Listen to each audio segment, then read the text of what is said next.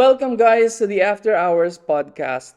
My name is Red. I'm going to be your host, and today we are going to be exploring something a little bit different. So, guys, if you've been tuning in to all of our podcasts before, particularly in Brill Talks, this is going to be a very unique experience for you because this is a very new podcast that we are working on. So, if you guys are fans of the Design Deconstructed, the Behind the Brand, this is going to be the amalgamation of all that. This is going to be the epitome of all of our podcasts. So sadly, all of our podcasts before, like the Design Deconstructed, like I mentioned, they are going to be canceled. So everything is going to be here in the After Hours podcast. So if you guys are new here, each week we are going to be exploring the intersection between creativity and technology. So today is going to be a very special episode because it's going to be sponsored by Hult Prize. More on them later. So our guest today is Dr. Lotfi Belkhir, a physicist who specializes in eco-entrepreneurship and innovation. He is the CEO and founder of Kirtas, a company that automates the digitization of books. I guess I said that correctly, right? So basically, it's basically they're scanning books right now and then turning them into digital versions of our books that you can basically carry anywhere. So, sir, first tell us. First of all, I want to thank you for joining us here in the podcast because actually I'm kind of nervous because this is the first time that we're going to be having a physicist, an actual physicist in the room. Because most of the time, our previous podcast is always like, businessmen, influencers, and again, there's nothing wrong about that. But this this is a physicist actually inside of real creation. So first, sir, kindly tell us something about yourself. Sure. First of all, I want to thank you for having me here. It's a pleasure. This is my first podcast in Qatar. So my name is Dr. Lotfi Belkhir. I'm originally from Algeria. So I did my bachelor in Algeria. Then I moved to the United States and I did my master's and PhD in condensed matter physics and laser physics as well.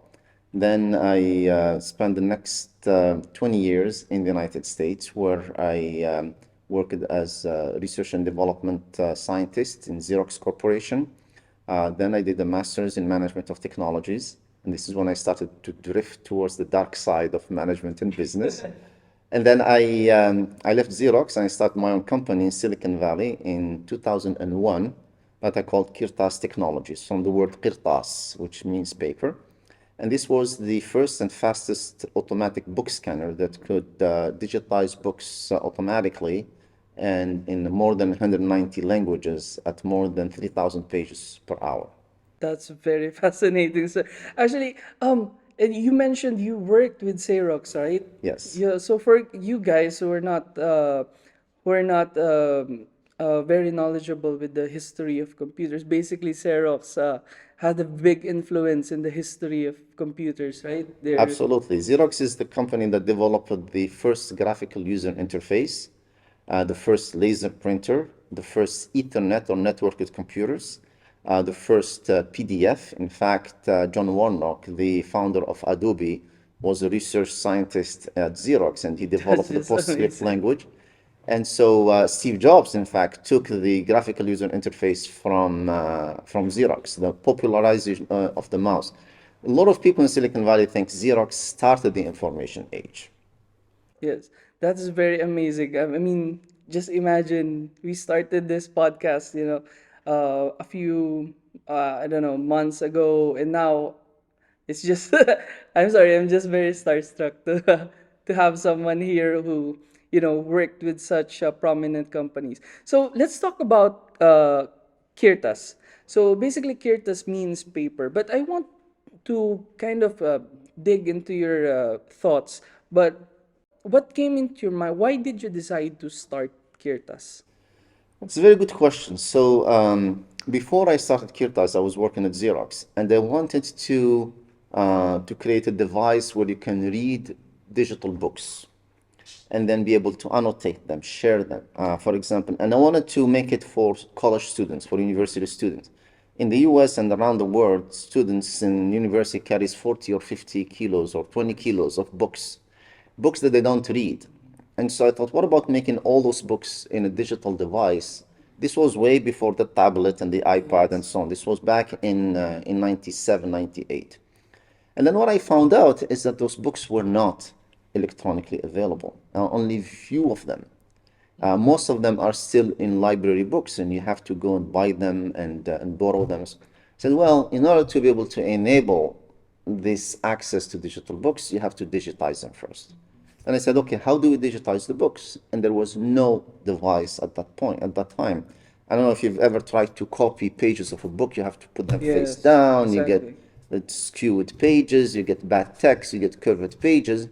The other solution was to cut off the binding and run them through a regular catchy scan, which of course destroys the books. So Correct. this is what led me to imagine and envision a device where you just put a book, push a button, and flips the pages and give you high quality images that then you can OCR and transform into a readable and searchable book. And by the way, this is years before even Kindle. Because when you talk about Right. scanning books, that's the first thing that comes to mind. It's going to be Kindle, right? Right. When I started this project was in September 2009. I was still at Xerox. I did not want to start my own company. I wanted to create a new division at Xerox. And then I did the proof of concept. Everybody said, "Oh, you can't turn pages of a book automatically. It's too hard because paper is porous. You're going to miss. You're going to have multiple pages and so on." So I said, "No, I think I can do it." So I started the project at Xerox, and then Xerox decided to cancel my project and cancel a lot of other R&D because their stock price went from $60 to $4. And so they said, if you want to take the company, we'll give you an exclusive license if you want to start a company. So I left Xerox. I was in Silicon Valley, the land of startups, and started Kirtas. The word Kirtas actually has two origins. One is Arabic, which is Kirtas. The other one is an anagram of the words at risk. It's the at risk letters scrambled. Ah, that's very So the amazing. story is that all the books that are at risk of being lost if they're not digitized. Ah, yes, correct, And correct. that's really the story Yes, behind and it. also that's when I actually reading your background before we came into this podcast. That's the first thing that came into my mind because we all knew the stories about the Library of Alexandria, or how um, uh, thousands of books were just erased in just a snap of a finger.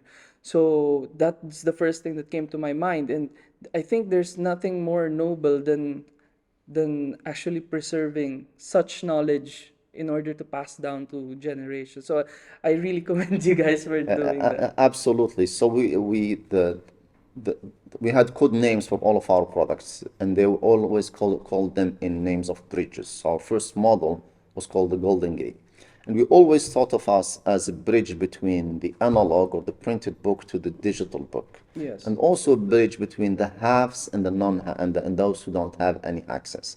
So imagine you have 28 million books in the Library of Congress, and pretty much in every language. But nobody can access them unless you go to Washington and get access. If you digitize them, now you can make them available to the whole world for essentially free. And that's really the bridging essentially between the haves and the non, and the have-nots between the and we also thought of ourselves as kind of the reverse of the Gutenberg press. The Gutenberg press led to the Renaissance, the European Renaissance, because finally you were able to print a book, a very valuable book, in many, many thousands of copies for people to be able to share. And that led to really very fast growth of knowledge and sciences and arts and everything. But in the digital age, the knowledge is stuck in those Yes. books, Correct. and nobody is going to the libraries because they think it's all on the internet and on Yes. Google. So it's that those books that are those covers on those bindings that are holding that knowledge captive. And so by digitizing it, you free it, and now you make it available to the whole world. Correct. And also I think right now, because now is 2023, and we've seen from the past years that we're becoming more and more conscious of the environmental impacts that we're doing in basically every industry. So Um, how do you see that technology and automation, impacts the future of environmentally friendly design? Yeah, that's an excellent question. So let me just give you an example of what we did at Kirtas versus what we would like to see happen on a much bigger scale. At Kirtas, what we did, we said, what about we create an on-demand digitization? So what we did, we looked at all of the backfile and database of all of our customers in major libraries. And we had libraries in New York Public Library, Library of Congress, McMaster Library in University, and so on. And we took all of that list and we made it available on Amazon. And he said, okay, any book here, we can get it for you. And we were not going to print it until you actually there is an order. We're not even going to digitize it until there is an order. And we started having orders from people from all around the world saying, I want this book. When they click on that, they pay. We send the order to the library or the university that has our machine. They digitize it, they send it to us, we review it, we send it to our print on demand partner, they print it and they drop ship it directly to the country they are in. So I think it's now, because before, when you think about it, they're going to be printing lots of books in just one time, which is, if you think about it, in the early days, that was the purpose of the printing press, was to deliberately distribute knowledge on a wider scale. But I think now, and I really want to commend you guys for what you're doing, because now you're making the access easier for people, especially having them in the palm of your hands. I think that's what I'm envisioning, because I want to see that more in the future also. So here's the thing also, because we're talking about eco-entrepreneurship, we're talking about environmental friendly design and eco-entrepreneurship. One of the things that I think we've heard over and over again is that there is no money in eco-entrepreneurship. So I want to have your thoughts regarding that, because I think right now, I don't want to say this, but our generation is very discouraged to go into that field of eco entrepreneurship, because most of them think that there is no money that's going to be had in there. And of course, at the end of the day, we don't want to say that we're going to go there just because of the money. But what do you think is the biggest challenge? By the way, that is completely untrue.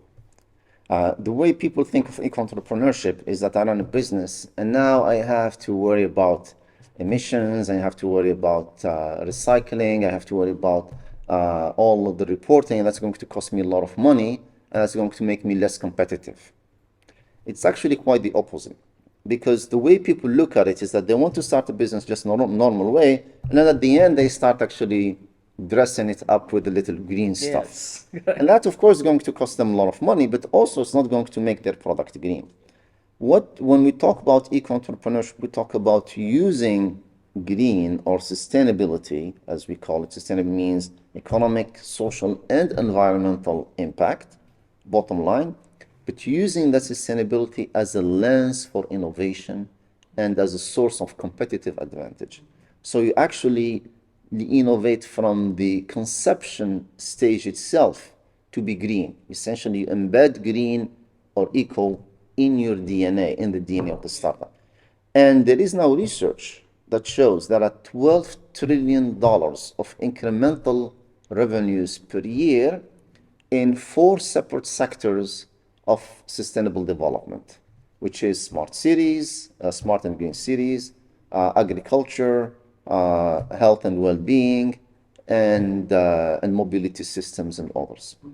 And that's more than 380 million new jobs that could be created just by going after all those opportunities.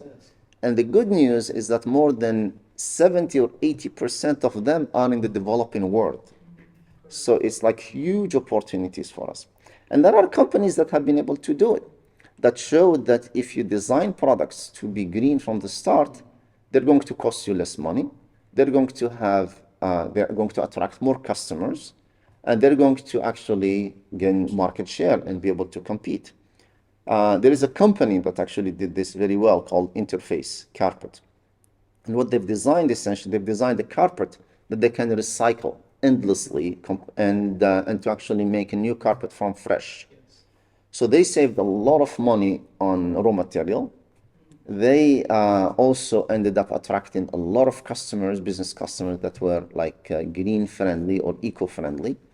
And then when their design, however, was not like cradle to grave, where you essentially you take the resources from the earth, you make products that after end of life they get lost and they get thrown in the landfill, and you have to extract more resources, which is not sustainable. They developed a process called cradle to cradle.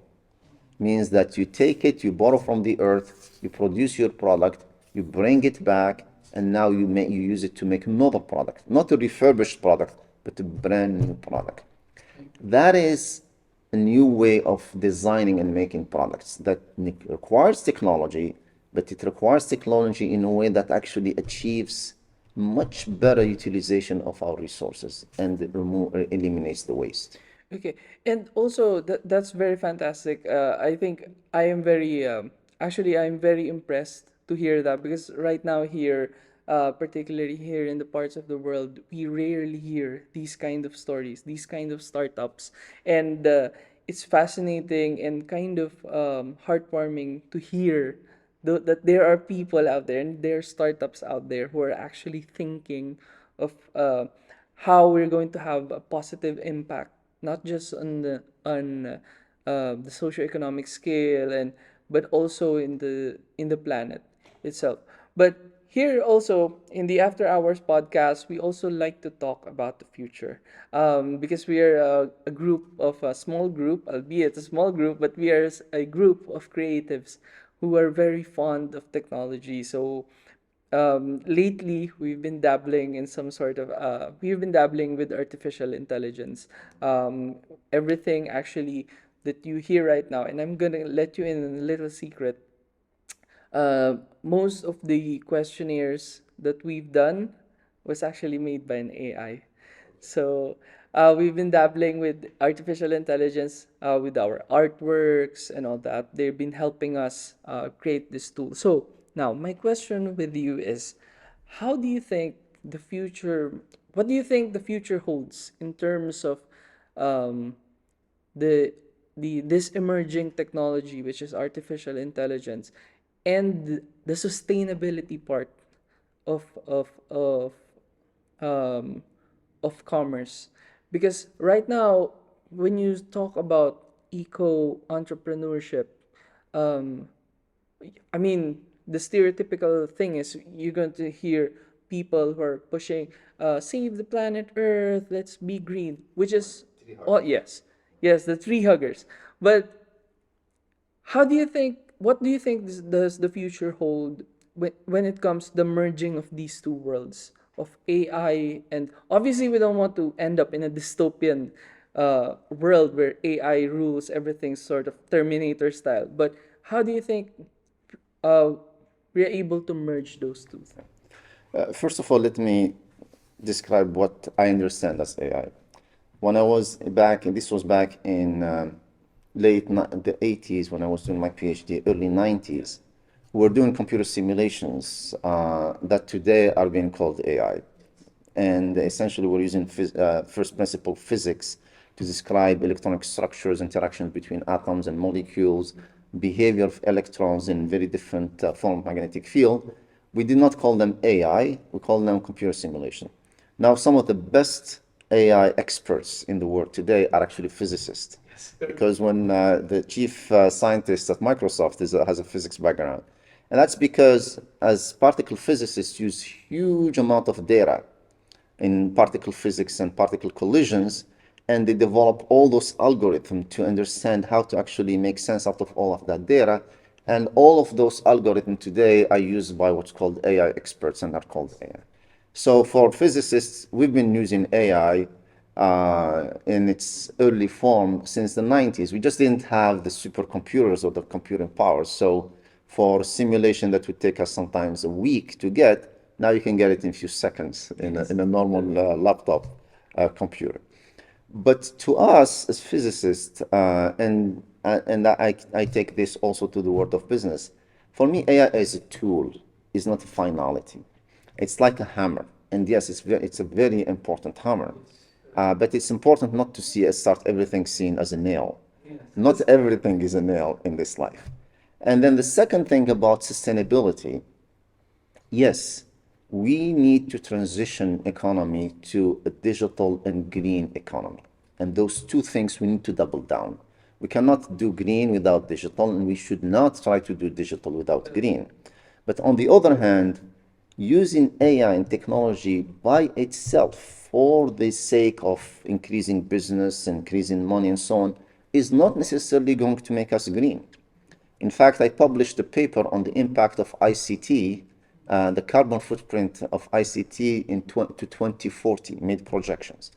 And what we found was amazing. We found that if we continue to use ICT as we are today, the carbon footprint of ICT is going to reach 14% of the global carbon footprint by 2040, which is equal to that of transportation.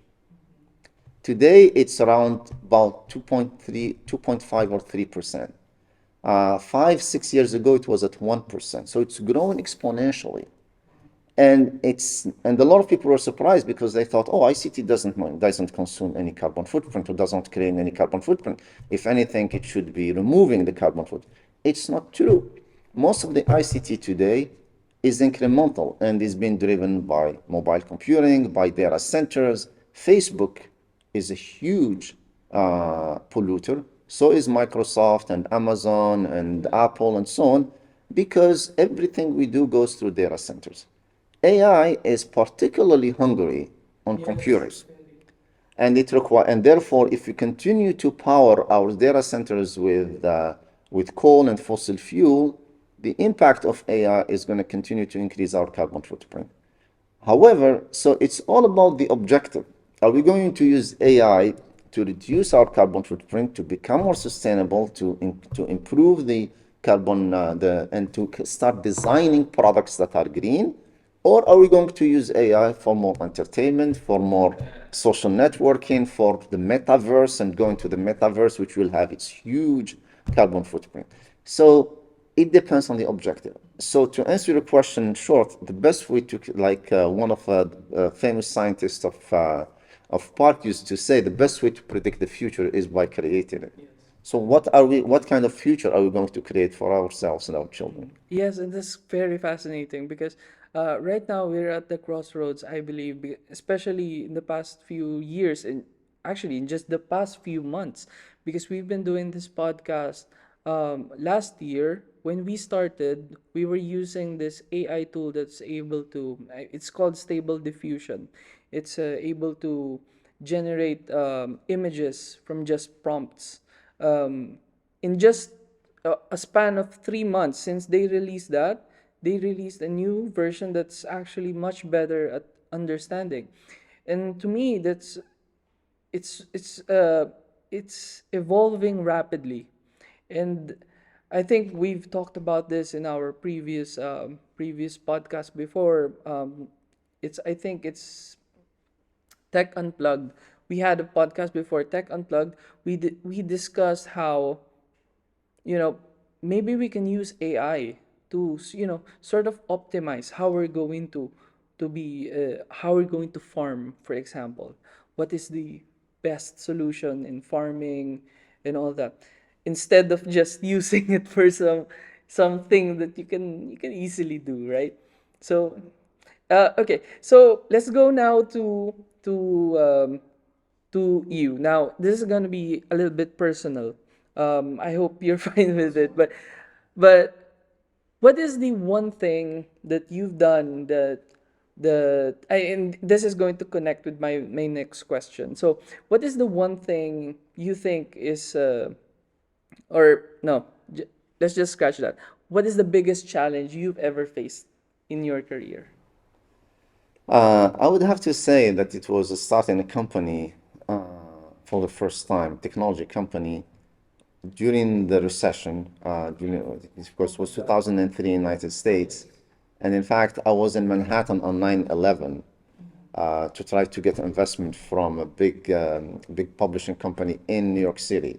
during 9/11 itself, and I had to drive back to San Jose on a one rental car. So starting the company, leaving Xerox, which was a very cozy and comfortable company, while I had a family with kids and living in the most expensive area in the world, and dropping all of that and putting all of my savings and even borrowing more money from my family to start a company I wasn't certain is going to be successful.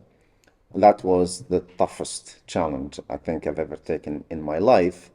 And alhamdulillah, things worked out in the end, but there was no certainty or no guarantee at all that I would not lose everything. And that was and this is what I learned, essentially everything I know today from innovation entrepreneurship. This is what I bring, for example, to Qatar University as the associate director for entrepreneurial transformation, is all that wealth of experience, which you can never get from books. You could read all the books on entrepreneurship. You'd never be able to get that insight or be able to kind of teach that to young entrepreneurs. So that was the biggest challenge. It was a journey. It was a thrilling challenge as well. It was a lot of fun, and I learned so many things. I learned that to be able to be a successful entrepreneur, you cannot just be a very bright engineer or scientist. You have to learn how to do marketing, how to do sales, how to run operations, how to manage relationships, how to manage people, how to do contracts, how to protect your intellectual property. So it's a whole universe of many, many disciplines that you as a CEO or the founder have to learn very fast and try to make as few mistakes as possible. Yes, correct. So, and the last one before we go on a break, we're gonna go on a little break later. What advice would you give for the young students? Because as you know, we're going to have the Hult Prize very soon. So, what is the if you're going to give them just one advice, um, because a lot of people, and I said this in our generation right now, a lot of my age are getting discouraged of getting into the eco-entrepreneurship, or sometimes they go the Theranos way. They think like, okay, if I can just give it put my foot there and just forget about the sustainability part. What is your one advice for them? My advice is that if this young generation does not see that it's existential for them and for their children and their grandchildren to go into green startups, they are going to be facing some very difficult quality of life down the road. And if they don't, their children and their grandchildren is going to get worse. A lot of scientists and experts today think that the quality of life that our generation has achieved is the highest in the history of mankind. And we could start seeing it in climate change and so on. Don't be fooled by the weather that we're having here. In Algeria, where usually it snows during this time of the year, it's being completely dry and it's like summer weather. So climate change is real, and nobody is going to take care of it if it's not the young generation. And so my advice to them, go start a green company. And even if that green company completely fails, you will have learned so much that it will transform you as a human being and make you much more valuable to your community. So my primary advice in short word, don't be selfish. Serve your community. Don't be selfish. That's a very beautiful quote. I think a lot of our new generations right now, if you're watching this, you're thinking of starting. I think that's a very beautiful quote that you have to remember. And it's very simple. Don't be selfish. So, thank you, sir. We're going to be having a 5-minute break. We will be back after a word from our sponsor.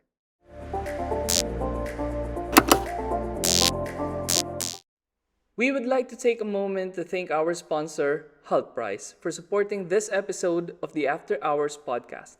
Hult Prize is on a mission to change the world through social enterprise, and they are doing just that. They inspire student entrepreneurs to solve the world's biggest challenges through innovation with positive global impact. They host the world's largest annual student competition for game changing business ideas. And this year, the challenge is redesigning fashion. They are calling on young entrepreneurs to create a social venture in the fashion space that positively impacts people and the planet and aligns with the United Nations 2030 Sustainable Development Goals. The registration for this competition is closing on February 10, 2023. So make sure to visit hultprize.org to learn more. That's HULTPRIZE.org. Thank you, Hult Prize, for your support and for being part of the After Hours. And we're back. You're still listening to the After Hours, and today we're still with Dr. Belkhir. So, Dr. Belkhir, um, to wrap up this podcast, we are going to ask you some rapid fire questions. So these are answerable by yes or no, but we encourage you guys to, please expound if you want. If you're not comfortable with it, it's fine. Just say yes or no. Okay. So the first question is, do you believe that automation will eventually replace human workers? No. So, are you optimistic about the future of eco-entrepreneurship? Yes. Okay. And third, have you ever worked on a project that failed? A lot of them, of course.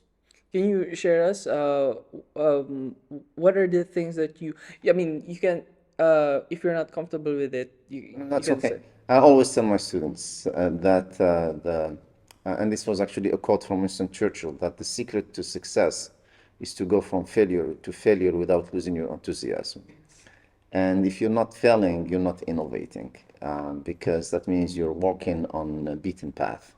So my failures happened in my first startup, like I mentioned to you, which was the tablet for digital books, from which I learned. But I had other failures during my Kirtas startup as well. Some of them were products that didn't quite work, software that we could not complete, markets that we could not win, and those failures are very important to the future success that you're going to endeavor, as long as you're not repeating the same mistakes and you're not making the Correct. same failures as well. Yeah. As long as there's still the enthusiasm, because sometimes we forget to become students again. We forget that sometimes you have to become a student to humble yourself and start from the beginning. Uh, so the next question is there a technology in your perspective or innovation that you think is overhyped? Yes, I do. And I think it's AI in particular. Because again, as I said, AI is very important. It's going to continue to change the world and going to penetrate pretty much every sector of industry. And just recently, BioNTech, which is a drug making company, has bought an AI company which had nothing to do with biotech from the UK for 500 million pounds.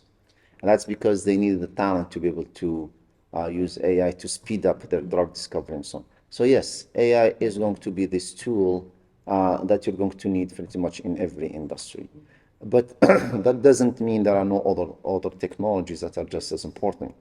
And for those technologies are not going to pervade every industry sector like AI does, but they're going to be very, very important. But the other thing that we need to understand is that it's not technology that makes innovation.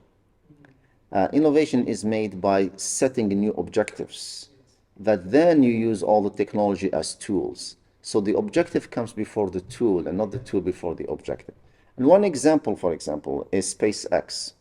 SpaceX is the first company that developed rockets that could land back on their feet. Boeing, NASA, and the Space Agency of Europe and the Russians could not do it. SpaceX did it in less than 10 years. They did not use AI to do it. They used the same technology as others, but they had a different objective. And their objective was to be able to take people to Mars. So they needed to build a super rocket that actually lands back. The technology they use are incredible. They use pretty much everything under the sun, from electrical to mechanical to AI to software to everything. And this is why But it's really the ideas, the objectives that SpaceX had, which was different from the objective of all the other companies and agencies. The point I'm trying to make here is that it's the objectives that we have to create a green and digital economy that are going to drive how we use AI and how we use other technologies and what other technologies we will develop to achieve those objectives. Correct. That's very beautiful. Um, and I think it's important also to note that, like like Dr. Belkir said, uh, that I think you said earlier, you mentioned it's an important hammer. Not everything's a nail. Exactly. You don't have to Yeah. nail It's everything. a hammer that you will, that Yeah. every company is going to need, but it's very important not to see everything as a nail. Yes, There will be correct. other things that you need different kind of tools for. Because this also, I think, in the next episodes of the After Hours, we're going to discuss that. But we've been talking a lot lately about all of these AI tools. Obviously, there are useful AI tools out there online, but there are a lot that to us is just a waste of computer power. Like we've seen um, we've seen AIs that will automatically enhance your photos and all that, automatically shrink down your photos, which you can easily do in like 5 seconds on a decent computer, wherever.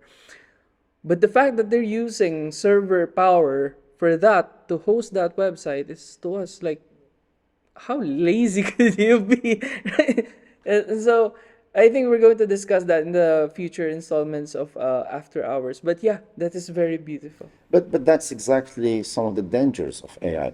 For example, now you have open AI, where students with a couple of keywords they can write a whole three-page essay.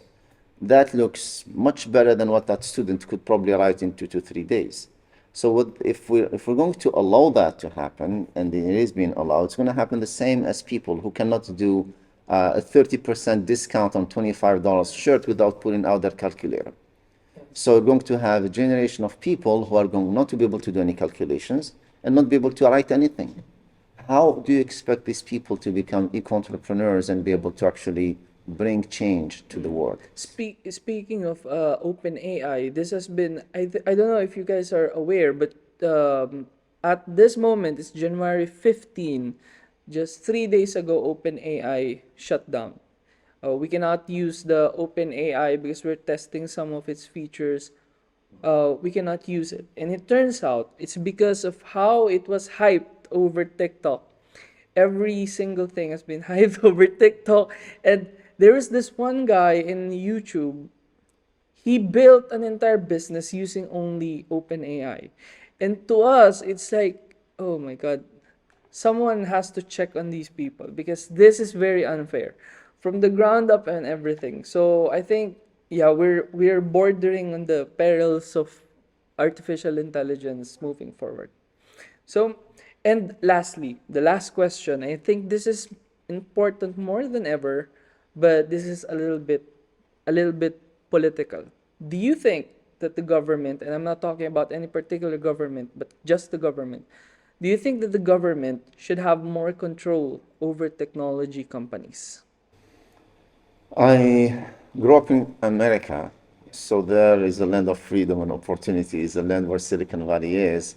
I don't think that governments should interfere with what kind of technologies get to be developed or not. Because how could they possibly understand what technologies are going to be useful or not? And we've seen also in the past that technology is just like a tool. You could use them for good or for evil, just like fire. You cannot stop people from using fire. However, what governments can do is put boundaries and put ethics and regulations that protect society from some of the inappropriate or evil uses of that technology. Take, for example, AI or autonomous driving vehicles. It's not the technology that's limiting the spread of autonomous vehicles. It's the ethical considerations that are associated with that. So if a car that's been on autonomous driving has the choice between running over an old person or a child. Who's going to make that decisions, and who's going then to stand in front of a judge to essentially defend their decision? Who's going to be held liable? Those are ethical and sometimes philosophical considerations that no technology is going to be able to answer them. You need human beings to actually make those ethical decisions. And so this applies to every other technology. So I don't think it's the government role to interfere on which technology gets developed and which one does not. But I think it's the use of those technologies and the ethical part of it, and sometimes the harmful part of it, that needs to be regulated by government. I think I also agree with that point, to that sentiment, because um, um, lately, I think in the past 2 3 years, they've been growing concerns of how of the ethical dilemma of specifically autonomous um, these autonomous drones that they're being used in the military, because some proponents have said that uh, instead of actually, yes, it's innovative, yes, it's more efficient at taking down the bad guys, but it takes away it depersonalizes the other side.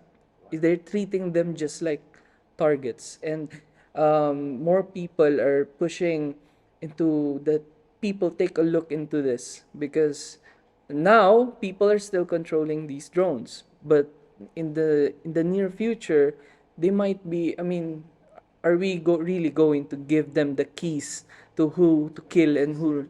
Yes, exactly. So, I guess, Dr. Belkir, thank you very much for being in the podcast. This is a very insightful episode.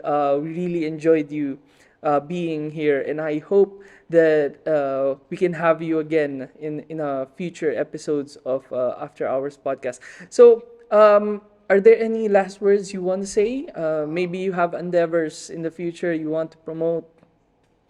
Well, first of all, I just want to say thank you very much for inviting me here. I enjoyed it just as much as you did, and I hope I contributed some new insights to your listeners. And I look forward to continue to bring the concept of innovation and eco-entrepreneurship to Qatar and to the world.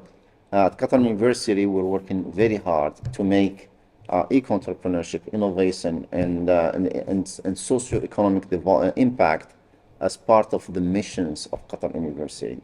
So this is going to be a new model of university, and we're very proud that it's an Arab university that's based in Qatar that's actually taking the lead on this.